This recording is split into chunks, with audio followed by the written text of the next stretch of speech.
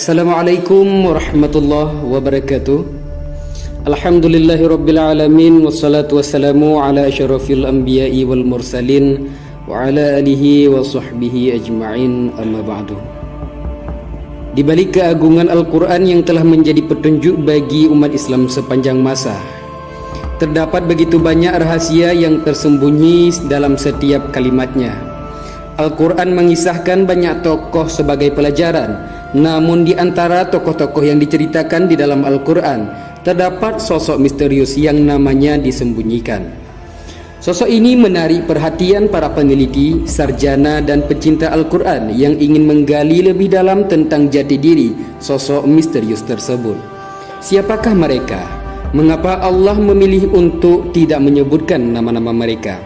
Dan ini 5 sosok misterius di dalam Al-Quran. Sosok yang pertama, sosok yang dimatikan 100 tahun dan dihidupkan kembali. Di dalam Al-Quran terdapat seseorang yang dikisahkan tanpa nama, padahal dia telah mengalami pengalaman yang sangat menakjubkan dan menyerupai sebuah mukjizat, yaitu dimatikan selama 100 tahun lalu dihidupkan kembali. Dikisahkan di dalam surah Al-Baqarah ayat 259, seorang yang pergi melewati kota yang hancur. Ketika dia melihat reruntuhan kota itu, dia berkata, bagaimana Allah menghidupkan kota ini setelah hancur menjadi puing-puing? Dia meragukan kemampuan Allah Subhanahu wa ta'ala untuk menghidupkan kembali kota yang telah hancur. Allah menjawab keraguan orang itu melalui kekuasaannya, yaitu dengan mematikan orang tersebut selama 100 tahun. Setelah mati, Allah menghidupkannya kembali dan bertanya, berapa lamakah kamu tinggal di sini? Dia pun menjawab, saya tinggal di sini sehari atau setengah hari. Allah Subhanahu wa ta'ala berfirman, sebenarnya kamu telah tinggal di sini selama 100 tahun lamanya. Siapakah sosok yang mengalami kejadian luar biasa itu? Menurut tafsir Ibnu Katsir, para ulama berbeda pendapat tentang siapa orang tersebut. Mujahid Ibnu Jabir mengatakan bahwa orang tersebut adalah seorang lelaki dari kalangan Bani Israel. Adapun negeri yang disebutkan dalam ayat tersebut, menurut pendapat yang terkenal, mengatakan Baitul Maqdis atau Palestina. Orang tersebut melewati negeri tersebut setelah negara itu dihancurkan oleh Muqtanasir dan semua penduduknya dibunuh. Riwayat dari Ibnu Nabi dan Muhammad Ibnu Ishaq mengatakan bahwa orang tersebut adalah Nabi Khidir. Sementara itu, Ibnu Abu Hakim meriwayatkan bahwa Ali bin Abi Thalib mengatakan bahwa orang yang disebut di dalam ayat ini adalah Uzair. Hal yang sama juga diriwayatkan oleh Ibnu Jarir. Menurut Ibnu Katsir dari sebuah riwayat, pendapat yang paling terkenal adalah bahwa orang tersebut adalah Uzair. Uzair adalah seorang ulama Yahudi. Beliau termasuk tawanan yang dibebaskan oleh Raja Persia dan dibolehkan kembali ke Yerusalem pada tahun 450 sebelum Masehi. Uzair adalah tokoh agamawan Yahudi yang berhasil menghimpun kembali kitab suci Yahudi setelah sebelumnya lenyap. Yang kedua, yaitu sosok pemindah singgasana Ratu Balqis. Dalam kisah Nabi Sulaiman alaihi salam, salah satu babak cerita yang paling terkenal dan direkam dengan cukup detail dalam Al-Quran adalah kisah Nabi Sulaiman dengan Ratu Balqis. Dalam sebuah pertemuan diplomatik antara dua pemimpin kerajaan tersebut, Nabi Sulaiman menginginkan pemindahan singgasana Ratu Balqis dari kerajaan Saba di Yaman ke istananya sendiri, yaitu di Palestina, dalam waktu yang sekejap. Menanggapi hal ini, salah seorang pengikut Nabi Sulaiman dari kalangan jin menyatakan kesanggupannya dengan jaminan bahwa singgasana tersebut akan dipindahkan sebelum Nabi Sulaiman berdiri dari tempat duduknya. Meskipun Nabi Sulaiman tampaknya belum merasa puas dengan penawaran jin ifrit tersebut, kemudian seorang yang memiliki ilmu dari Alkitab memberikan jawaban yang sangat luar biasa. Dia pun berkata, aku akan membawa singgasana itu kepadamu sebelum matamu berkedip. Maka ketika Nabi Sulaiman melihat singgasana tersebut terletak di hadapannya, beliau berkata, ini termasuk karunia Tuhanku untuk mencoba aku, apakah aku bersyukur atau mengingkari. Quran Surah An-Nahl ayat 40. Allah Subhanahu wa taala di dalam Al-Qur'an tidak mengungkapkan identitas orang yang membawa singgasana tersebut. Al-Qur'an hanya menekankan bahwa orang tersebut memiliki ilmu dari Alkitab. Dalam tafsir Jalalain, ketika menjelaskan ayat ini menyebutkan bahwa sosok misterius itu bernama Asif ibnu Barkhiyah. Dia terkenal sangat jujur dan memiliki pengetahuan tentang asma Allah yang agung, yaitu suatu nama yang jika doanya dinaikkan dengan menggunakan asma tersebut, pasti doanya tersebut akan dikabulkan.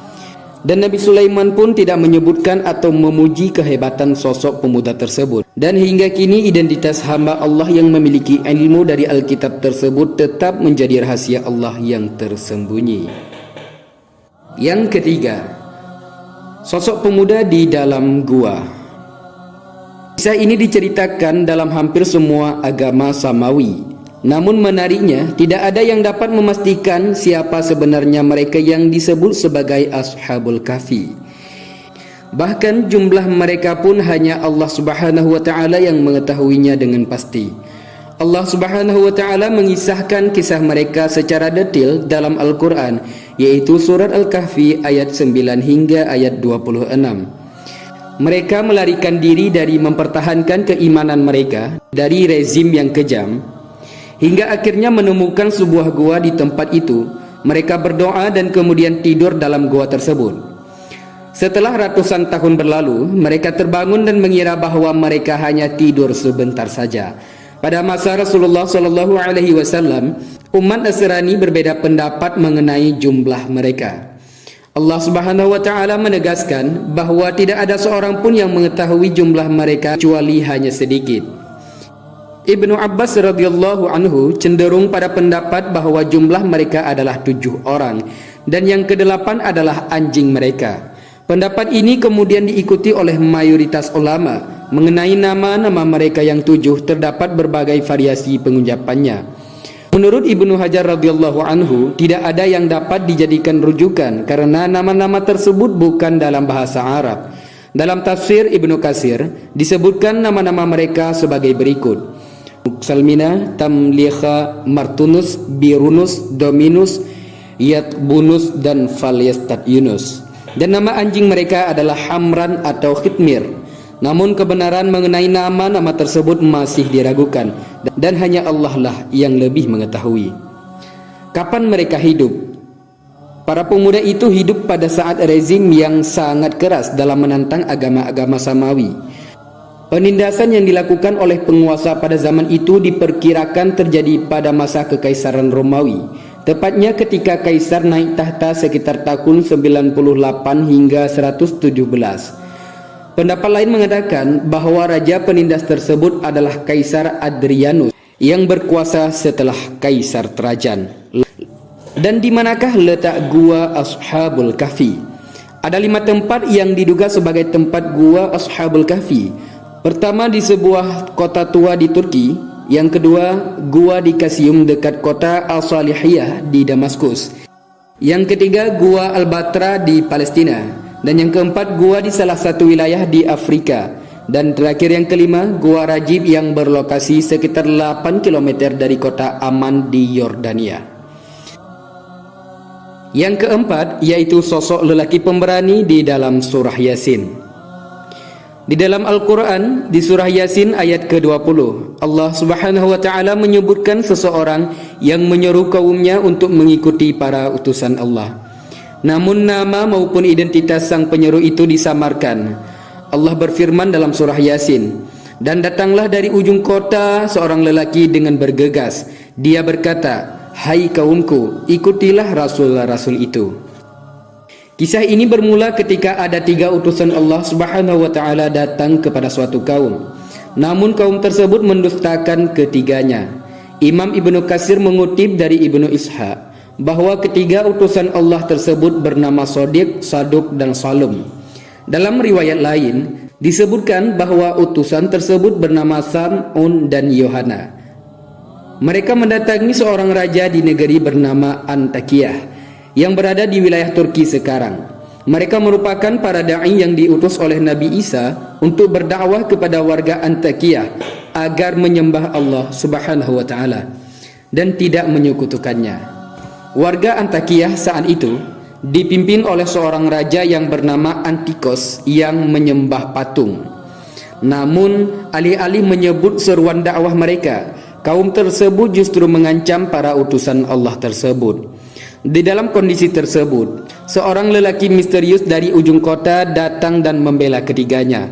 Beberapa riwayat mengatakan bahwa lelaki tersebut bernama Habib An-Najjar.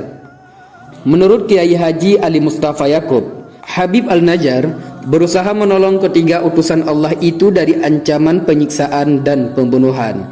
Dia menasihati kaumnya agar mengikuti ajakan dakwah para rasul.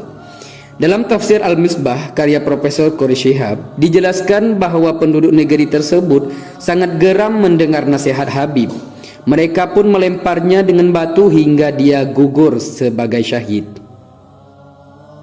Yang kelima, sosok pengikut Fir'aun yang membela Nabi Musa alaihi salam. Ketika pertentangan antara Fir'aun dan Nabi Musa sedang mencapai puncaknya, Fir'aun melontarkan ide untuk membunuh Nabi Musa alaihi salam. Fir'aun berkata kepada pembesar-pembesarnya, "Biarkanlah aku membunuhnya." Di tengah rencana jahat tersebut, muncullah sosok di antara pengikut-pengikut Fir'aun yang selama ini menyembunyikan imannya. Lelaki itu merasa perlu menampakkan jati dirinya demi mencegah terjadi rencana jahat tersebut. Allah Subhanahu wa taala merekam peran penting lelaki ini di dalam Al-Qur'an. Seorang lelaki yang beriman di antara pengikut-pengikut Fir'aun yang menyembunyikan imannya berkata, "Apakah kamu akan membunuh seorang lelaki karena dia menyatakan, 'Tuhanku ialah Allah,' padahal dia telah datang kepadamu dengan membawa keterangan-keterangan dari Tuhanmu? Jika ia seorang pendusta, maka dialah yang menanggung dosa dustanya itu. Dan jika ia seorang yang benar, niscaya sebahagian bencana yang diancamkan kepadamu akan menimpamu.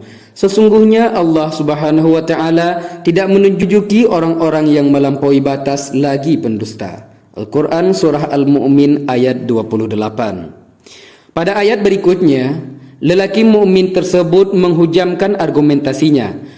Berdasarkan sejarah, ia mengatakan tentang nasib kaum terdahulu yang mengingkari kebenaran dan Allah Subhanahu wa taala menghancurkan mereka.